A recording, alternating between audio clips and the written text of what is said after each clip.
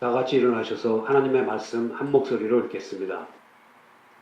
이사야서 8장 9절에서 22절까지의 말씀입니다. 구약 성경 975페이지입니다.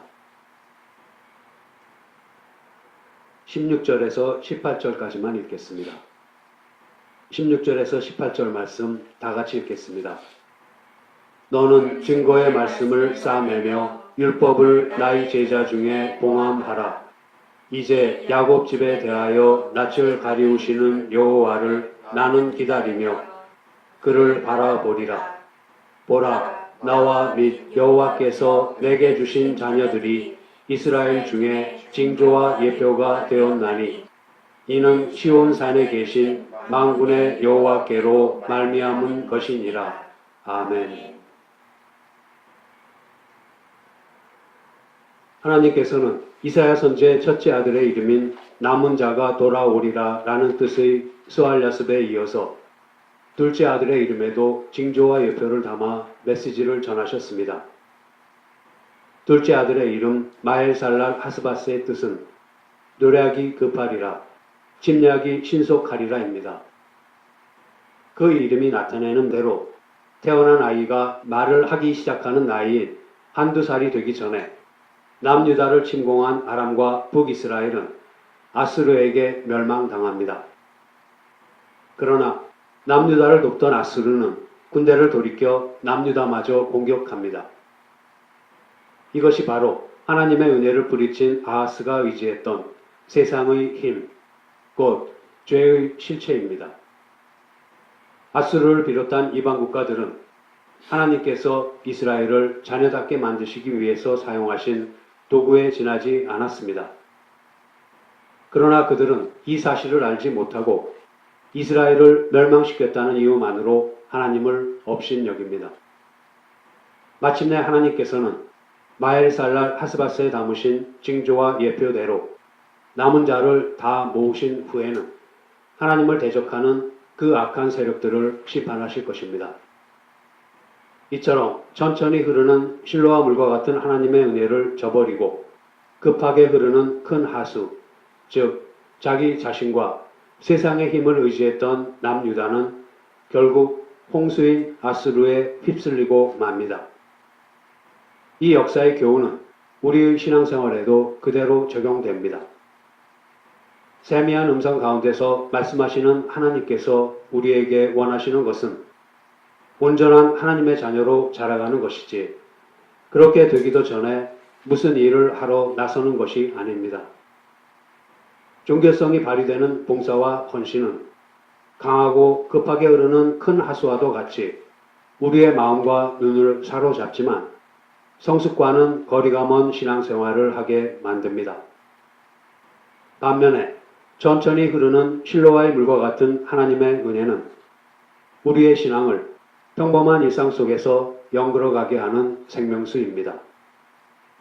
그 은혜가 우리를 천천히 채우고 자연스럽게 넘쳐 흘러서 나오는 봉사와 헌신은 성숙한 신앙의 열매입니다. 그러나 강하고 급하게 흘러서 매혹적이지만 유익이 되지 못하는 홍수와 같은 봉사와 헌신은 우리의 신앙생활을 황폐하게 만드는 것이기에 매우 조심해야 합니다. 우리는 사도 베드로의 경우를 통해서 우리가 신앙상의 어떤 문제를 놓치고 있으며 또 꼭 붙들어야 하는 핵심은 무엇인가를 살펴보았습니다. 사단이 제자들을 밀가부르듯 하려고 청구한 것은 거절하신 예수님께서는 베드로가 예수님을 3번 부인할 것은 알고 계시면서도 그냥 두십니다. 왜냐하면 그 실패를 통해서 앞으로의 교회의 기초를 다지는 일과 복음 전파의 사명을 감당해야 할 베드로로 하여금 자기 자신을 의지하지 않게 하는 준비를 시키시려는 것이었습니다. 베드로는 이 실패를 통해서 자기의 진심만으로는 주님을 사랑하며 주님을 따르는 것이 불가능하다는 것을 비로소 깨닫고는 철저하게 자신에 대해 좌절합니다. 이러한 베드로에게 예수님께서는 너는 돌이킨 후에 네 형제를 굳게 하라고 하셨는데 이 말씀은 요한복음 21장 15절에서 17절 말씀과 연결됩니다. 베드로는 자기가 가진 것으로 내가 너로 하여금 사람을 낚는 어부가 되게 하리라고 하신 주님의 말씀을 지켜낼 수 있다고 생각했습니다. 그러나 3번 예수님을 부인함으로써 극도의 좌절감에 빠진 그는 사랑하는 예수님의 부활을 직접 확인했음에도 불구하고 디베랴 바닷가로 갑니다. 마침내 예수님께서는 그곳에서 베드로의 죽음을 확인하십니다. 그 죽음은 사람을 낚는 어부에게 가장 필요한 섬김, 곧 많은 열매를 위한 하나의 밀의 죽음입니다. 예수님께서는 베드로의 능력이 아니라 그의 좌절한 마음과 사랑하는 마음을 받으시고는 성부 하나님의 뜻대로 사셨던 자신처럼 베드로도 예수님께서 인도하시고 주장하시는 대로 살아야 한다는 것을 너는 돌이킨 후에 내 형제를 굳게 하라. 그리고 내 양을 먹이라 하신 말씀으로 나타내셨습니다. 우리 또한 강하고 급하게 흐르며 유혹하는 큰 하수와 같이 여겨지는 우리의 능력이 아니라 실로와 물처럼 천천히 흐르는 주님의 은혜 가운데에서 신앙이 연결어 가도록 주님의 뜻으로 우리의 삶을 채워가야 할 것입니다. 오늘은 이사야서 8장의 나머지 부분을 살펴보겠습니다. 오늘의 본문 9절에는 필경 패망하리라라는 말이 3번이나 나옵니다. 지금 아람과 북이스라엘이 남유다를 침공하고 위협하지만 그들은 수년 내에 아수르에게 멸망할 것입니다. 그리고 아수르 또한 모든 지혜와 모략으로 계획하며 전쟁을 준비하고 수행하지만 결국 망하고 말 것입니다. 이처럼 열국이 패망하고 그들의 계획이 실패하는 이유는 하나님께서 남유다와 함께 하시기 때문입니다. 남유다에게는 임마누엘의 약속이 있습니다. 하나님께서 보내시는 메시아가 오셔서 이루실 일 때문에 열국들은 결국 패망하고 남유다는 마침내 이길 것입니다. 하나님께서는 이사야 선지에게 이 백성, 곧 이스라엘 백성의 길을 따르지 말라고 강력하게 경고하셨습니다. 다시 말하면 세상 사람들의 사고방식으로 생각하지 말고 세상 사람들의 생활방식으로 살지 말라고 교훈하시면서 12절 이 백성이 맹약한 자가 있다 말하여도 너희는 그 모든 말을 따라 맹약한 자가 있다 하지 말며 그들의 두려워하는 것을 너희는 두려워하지 말며 놀라지 말라고 하셨습니다. 여기서 맹약한 자는 원어로 공모 또는 모반이라는 뜻입니다. 이렇게 볼 때 이 말은 북이스라엘이 아람과 동맹하여 형제 남유다를 침공하려는 것을 가리키는 듯 합니다. 그들 연합군의 침공은 유다에게 매우 두려운 일이었습니다. 그러나 하나님께서는 그것을 두려워하지 말라고 말씀하십니다. 역사의 주관자는 하나님이십니다. 개인의 생사화복이나 국가의 흥망성쇠는 하나님께서 홀로 주장하십니다. 비록 아람과 북이스라엘의 동맹이 위협적이고 두려운 일이지만 남유다는 그것을 두려워할 필요가 없습니다. 남유다는 오직 역사의 주관자이신 하나님만 두려워해야 합니다. 그런데 여호와 하나님께서 거룩한 피할 곳이 되심에도 불구하고 불신앙으로 가득한 남유다 백성에게는 오히려 거치는 돌이 되실 것이라고 말씀하셨습니다. 그리고 이 일은 예수 그리스도께서 이 땅에 사셨던 당시의 역사를 통해서 확연하게 드러났습니다. 이어서 이사야 선지는 하나님께서 주신 율법과 증거의 말씀을 쌓아내며 그의 제자들 중에 봉함하라고 말합니다. 싸매며 봉함한다는 것은 보존한다는 뜻인 동시에 감춘다는 뜻으로도 해석됩니다. 이스라엘 백성은 하나님의 말씀을 깨닫지 못하고 하나님께서도 그들을 향해 낯을 가리우시지만 이사야 선지는 하나님만 바라봅니다. 그는 세상을 거스르며 살아야 했습니다. 그의 길은 고난의 길이며 외로운 길이지만 하나님의 참된 종으로서 가야 할 길이었습니다. 이사야 선지는 또 자기 자녀들 스알 야습과 마엘살랄 하스바스가 하나님의 징조와 예표가 되었다고 말합니다. 그는 하나님께서 주신 그 징조와 예표의 말씀을 잘 보존해야 했는데 그것이 유다 백성에게 지침이 되고 소망이 될 말씀이었기 때문입니다.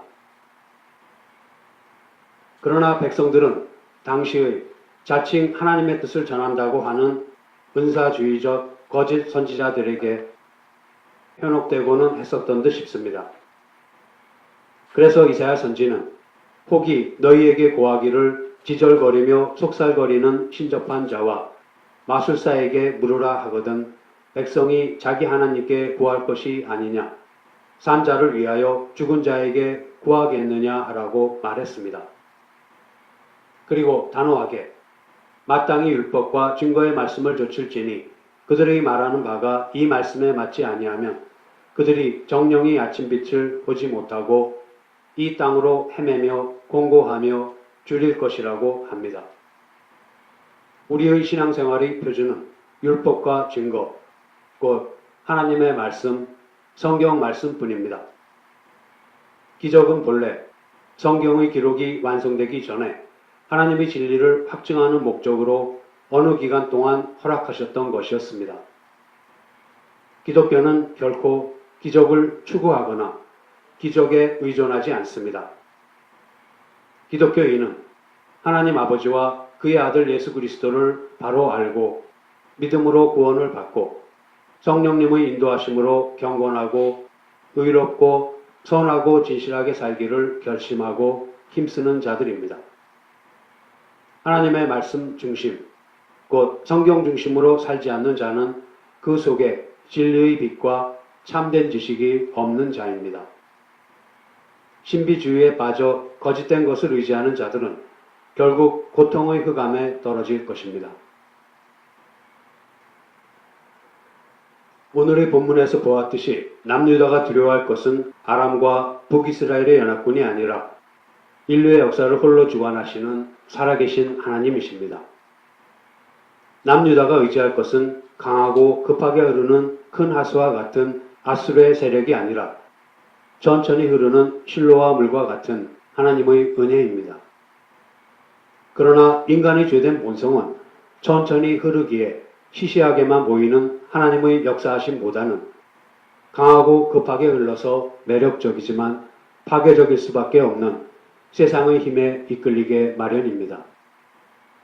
그런데 한편으로는 하나님을 의지하며 산다고 하면서도 또 다른 한편으로는 신앙생활의 보상을 세상의 것으로 받으려고 하는 것이 문제입니다.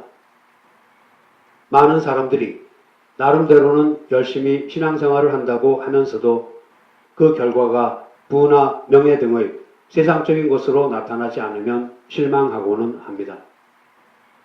때로는 은사주의적이고 신비적인 거짓 가르침에 빠져서 말씀에서 멀어지기도 합니다. 여기에 우리의 신앙생활의 어려움이 있습니다. 그러나 하나님께서는 이렇게 말씀하십니다. 마태복음 6장 24절 말씀을 함께 찾아보시겠습니다. 신약성경 9페이지입니다. 마태복음 6장 24절 말씀을 다 같이 읽겠습니다. 한 사람이 두 주인을 섬기지 못할 것이니 혹 이를 미워하며 저를 사랑하거나 혹 이를 중히 여기며 저를 경히 여김이라. 너희가 하나님과 재물을 겸하여 섬기지 못하느니라. 아멘. 하나님을 섬긴다고 하면서 동시에 세상적인 것을 추구할 수는 없습니다. 그러므로 하나님께서는 우리에게 거룩을 요구하시는 것입니다. 우리가 지금은 세상에서 살고 있지만 우리의 삶은 세상적인 것이 아니라 하나님의 자녀로서의 구별된 삶, 곧 소금과 빛으로서의 삶이어야 합니다. 이와 같은 신앙생활의 문제점을 우리는 얼마 전에 살펴보았던 열왕기상 18장에 나오는 엘리야 선지의 이야기에서 볼 수 있습니다. 열왕기는 에덴에서 시작합니다. 아담의 에덴에서의 타락과 그 후 점차 하나님으로부터 멀어져가는 죄의 세상을 보여줍니다. 그리고 마지막에는 죄로 가득한 세상에 임할 멸망과 심판으로 끝나고 있습니다. 열왕기는 그 자체가 인류 역사의 축소판입니다. 비록 어둡고 비참한 실패의 역사이지만 그 한가운데를 실로와 물과 같은 하나님의 은혜가 여전히 흐르는 듯 마는 듯 하면서도 천천히 흐르고 있었습니다. 하나님은 그 어두운 시대에서도 하나님의 사람을 통해 하나님의 하나님 되심을 분명히 나타내 보이시고 자기의 백성을 불러 모으시고 그들을 구원하셨습니다. 이처럼 어두웠던 이스라엘 역사의 아합 시대에 3년 6개월 동안 흉년이 듭니다. 조목은 시들고 사람과 짐승은 극심한 기갈과 굶주림에 시달렸던 국가적인 재난이었습니다. 사람들은 그 가뭄이 이스라엘을 다스리는 신의 진노로 왔다고 생각했습니다. 그런데 문제는 그 신이 과연 누구냐 하는 것입니다.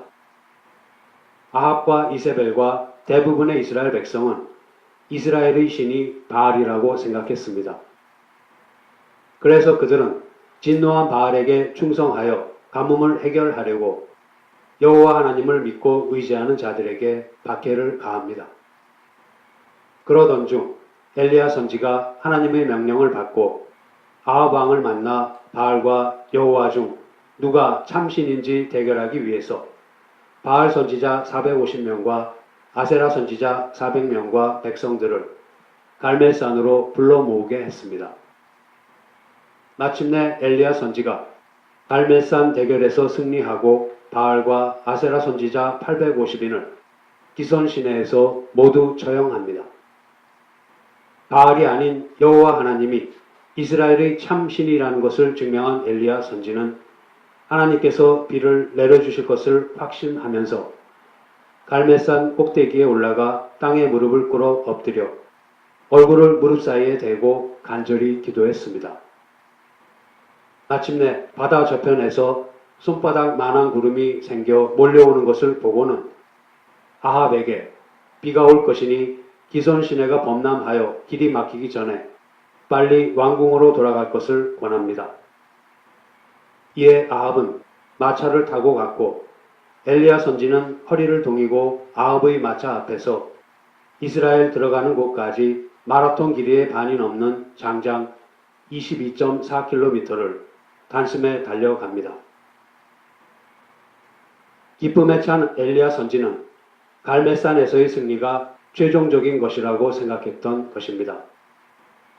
그 종교적 승리로 말미암아 완악한 이스라엘이 즉시 하나님 앞으로 돌아올 것이라고 믿어 의심치 않았습니다. 이 날을 기대하며 지난 몇 년을 견뎌온 것입니다. 하지만 아무런 변화가 없었습니다. 많은 일이 일어났지만 전혀 아무 일도 일어나지 않은 것과 같았습니다. 그의 외침은 허공을 칠 뿐이었습니다. 아합과 함께 쫓겨나야 마땅한 왕비 이세벨은 오히려 기세가 더 등등해서 엘리야 선지를 죽이려고 하고 백성에게는 조그만 채 움직임도 없었습니다. 이세벨의 위협을 피해 도망한 엘리야 선지는 실망하고 힘이 빠져서 로뎀나무 아래 앉아 죽기를 구하며 자기의 마음을 그대로 하나님 앞에 쏟아 놓습니다. 호렙산에서 엘리야 선지는 강한 바람, 지진, 불 가운데도 계시지 않고 세미한 소리로 계시는 하나님을 만나게 됩니다. 그리고는 하나님께서는 여전히 싸우시는데도 그 싸움이 실패로 끝난 것 같이 느꼈던 것과 자기 혼자만 남고 아무도 없는 것처럼 느꼈던 생각들이 잘못된 것임을 깨닫게 됩니다. 하나님은 우리가 생각하는 것보다 크시고 인류의 역사보다 훨씬 더 크신 하나님이십니다. 하나님께서는 여전히 자기의 뜻을 펼쳐 나가시며 하나님의 사람들을 남겨놓으셨습니다. 하나님의 역사는 그렇게 세상 역사의 밑을 천천히 흐르는 실로아의 물처럼 유유히 흘러가고 있는 것입니다. 흔히 우리는 신앙생활을 하는 보상으로 우리의 삶과 주변의 환경이 세상적인 방식과 기준에서 개선되기를 기대합니다. 그것이 바로 엘리야 선지가 기대했던 것이었습니다. 엘리야 선지는 하나님께서 갈멜산에서 크나큰 종교적 승리를 거두게 하셨으니 이제 이스라엘의 정치적 그리고 사회적 상황을 급하게 변화시켜 온 백성이 즉각적으로 하나님께 돌아오게 해주시기를 원했습니다. 아니면 엘리야 선지 자신에게 그렇게 할 수 있는 능력을 주셔서 자기가 직접 우상 숭배에 빠진 이스라엘을 바닥부터 뒤집어 엎을 수 있기를 원했습니다. 그러나 하나님께서는 엘리야 선지로 하여금 하사엘에게 기름을 부어 아람 왕이 되게 하고 예후에게 기름을 부어 북이스라엘 왕이 되게 하고 엘리사에게 기름을 부어 엘리야의 뒤를 잇는 선지자가 되게 하라고 하심으로써 인류의 역사가 특별한 변화 없이 계속되게 하십니다. 엘리야 선지에게는 하나님께서 두렵고 능력 있는 심판주로 나타나지 않으신 것이 매우 불만스러웠을 것입니다. 그러나 아직은 마지막 심판의 때가 아니므로 하나님께서는 구원의 문을 열어놓으시고 실로아의 물처럼 천천히 흐르는 구원의 은혜로 가득한 구속사가 여전히 인류 역사의 밑을 흐르게 하시는 것입니다. 그렇게 하나님께서는 세미한 음성 가운데서 일하십니다.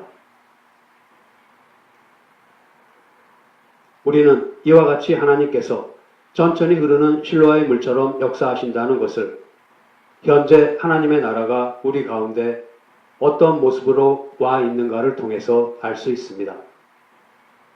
예수님께서는 현재 우리에게 임하여 있는 하나님 나라를 설명하실 때 비유를 사용하셨습니다. 우리의 제한된 지식으로는 영적인 것을 이해하기가 어렵습니다. 그래서 예수님께서는 하나님 나라에 관한 것을 세상의 것에 비추어 설명하실 수밖에 없었습니다. 세상의 것은 하나님 나라의 실체가 아니라 비유에 불과합니다. 따라서 우리는 하나님 나라를 너무 물질적인 것으로나 또는 너무 신비적인 것으로 오해하지 말고 비유에 담긴 의미를 잘 파악해야 합니다. 마태복음 13장 10절에서 13절을 보면 제자들이 예수님께 왜 사람들에게 비유로 말씀하시는지 물어봅니다. 그랬더니 예수님께서 이렇게 대답하십니다. 너희에게는 천국의 비밀을 아는 것이 허락되었으나 다른 사람들에게는 그렇지 않다. 가진 사람은 더 받아서 더욱 풍성해지고 가지지 못한 사람은 가진 것마저 빼앗길 것이다. 내가 비유로 가르치는 이유는 그들이 보아도 보지 못하며 들어도 듣지 못하며 깨닫지 못하기 때문이다. 여기서 천국의 비밀이라고 말씀하신 것은 그것이 감추어져 있어서 보지 못한다는 뜻이 아닙니다. 밝히 드러나 있지만 복된 자, 곧 하나님께서 택하신 자 외에는 눈으로 보면서도 귀로 들으면서도 알지 못한다는 뜻입니다.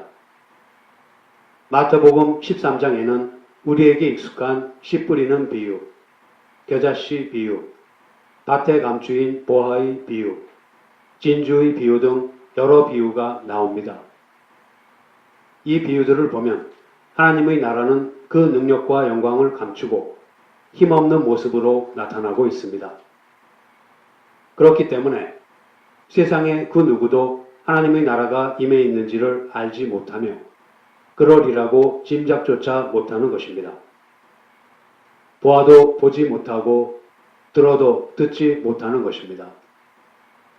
하나님의 나라가 이렇게 겨자씨처럼 작고 볼품없이 밭에 감추인 보아처럼 숨겨진 모습으로 임해 있는 것은 아직은 심판의 때가 아니며 구원의 문이 열려있기 때문입니다.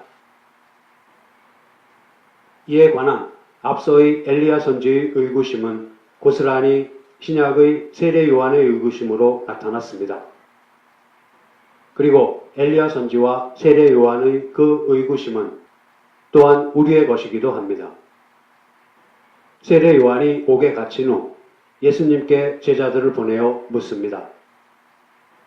요한이 옥에서 그리스도의 하신 일을 듣고 제자들을 보내어 예수께 여짜오되 오실 그이가 당신이오니이까 우리가 다른 일을 기다리오리이까. 이것은 당신이 메시아가 맞습니까? 아닙니까? 하는 질문입니다. 그런데 세례 요한은 예수님이 바로 메시아이시다 하고 외치고 증거하기 위해서 태어난 사람입니다. 세례 요한은 나는 성령님이 하늘에서 비둘기처럼 내려와 이분 위에 머무시는 것을 보았다. 나도 전에는 이분을 몰랐다. 그러나 물로 세례를 주라고 나를 보내신 분이 나에게 성령이 내려와서 어떤 사람 위에 머무는 것을 보거든 그가 곧 성령으로 세례를 주실 분인 줄 알아라 하고 일러주셨다. 그래서 내가 그것을 보고 이분이 하나님의 아들이라고 증거하는 것이다 라고 말했습니다. 그래서 세례 요한은 처음에는 보라 하나님의 어린 양이로다 하면서 예수님을 메시아로 분명하게 증거했습니다. 제자였던 안드레와 요한이 예수님을 따르기 위해서 자기를 떠나감에도 불구하고 그는 흥하여야 하겠고 나는 쇠하여야 하리라 하고 말했습니다.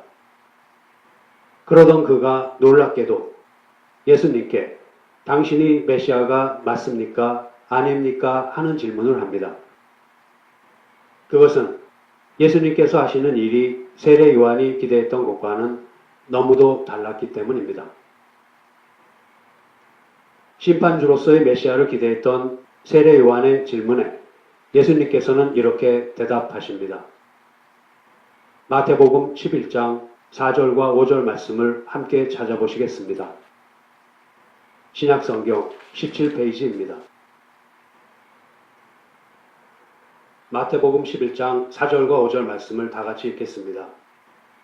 예수께서 대답하여 가라사대 너희가 가서 듣고 보는 것을 요한에게 고하되 소경이 보며 안진뱅이가 걸으며 문둥이가 깨끗함을 받으며 기머거리가 들으며 죽은 자가 살아나며 가난한 자에게 복음이 전파된다 하라.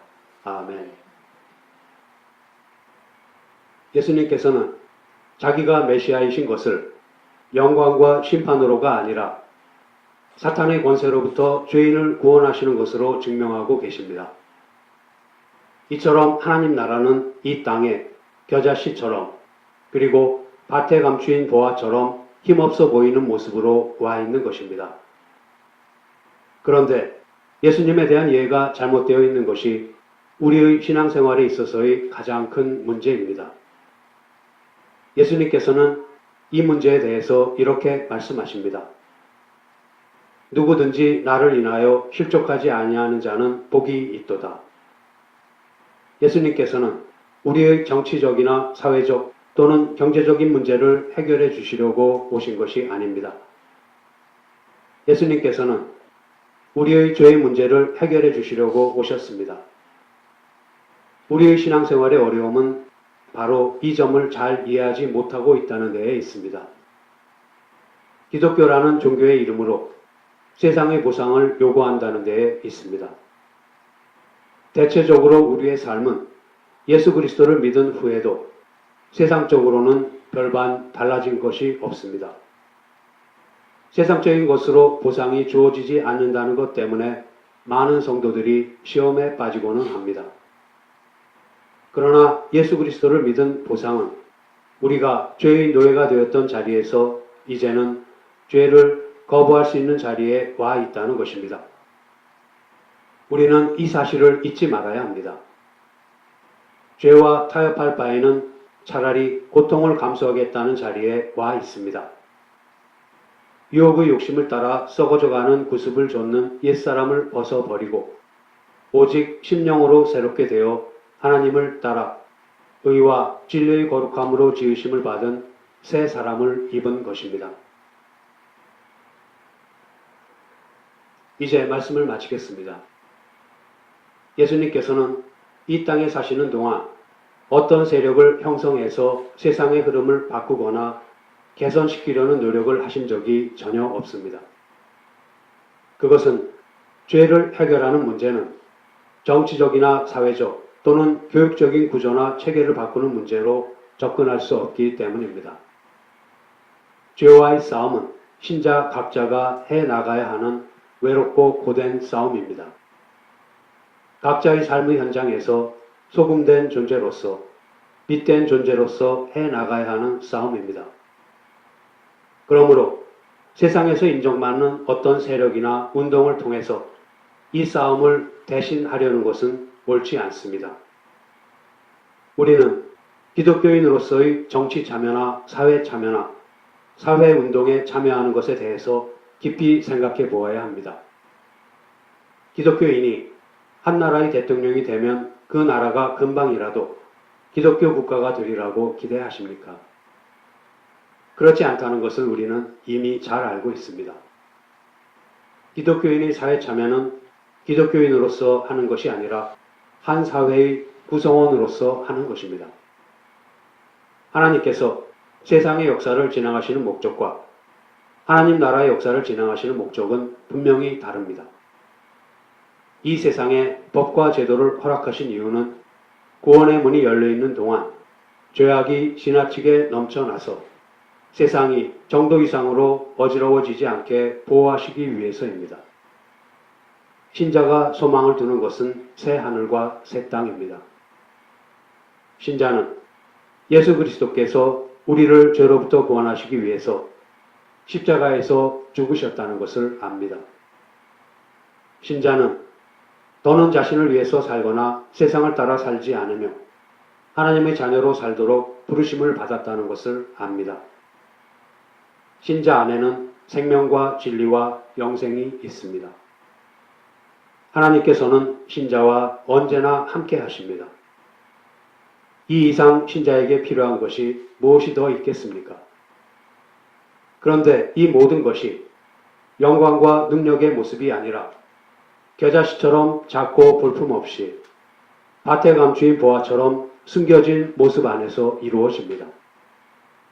바로 이것 때문에 엘리야 선지가 의구심을 가졌으며 세례 요한이 의아해 했으며 또한 우리 모두가 불만족스럽게 생각하지 않습니까?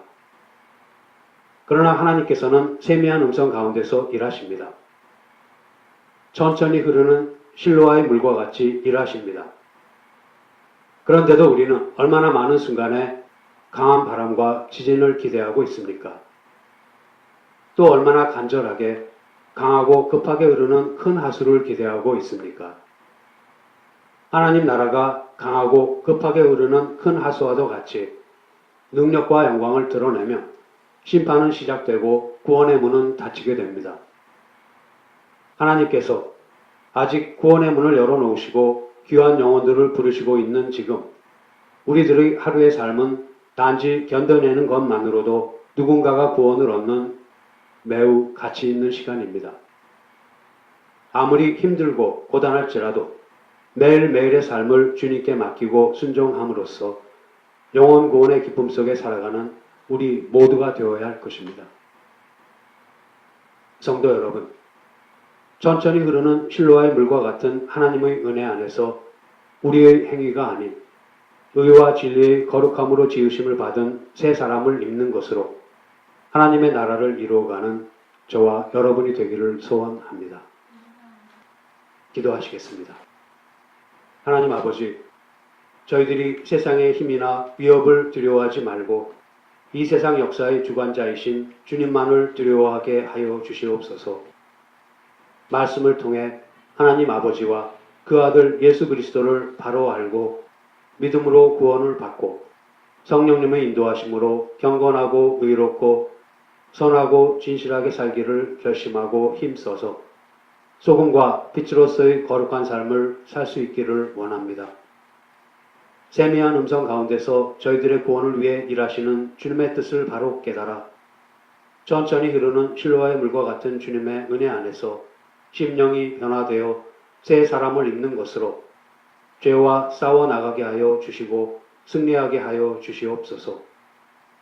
그리하여 영광을 감추고 힘없는 모습으로 이 땅에 와 있으나 장차 새하늘과 새 땅으로 완성될 하나님 나라의 건설에 충성을 다하는 저희들이 되게 하여 주시옵소서. 우리 주 예수 그리스도의 이름으로 기도드립니다. 아멘.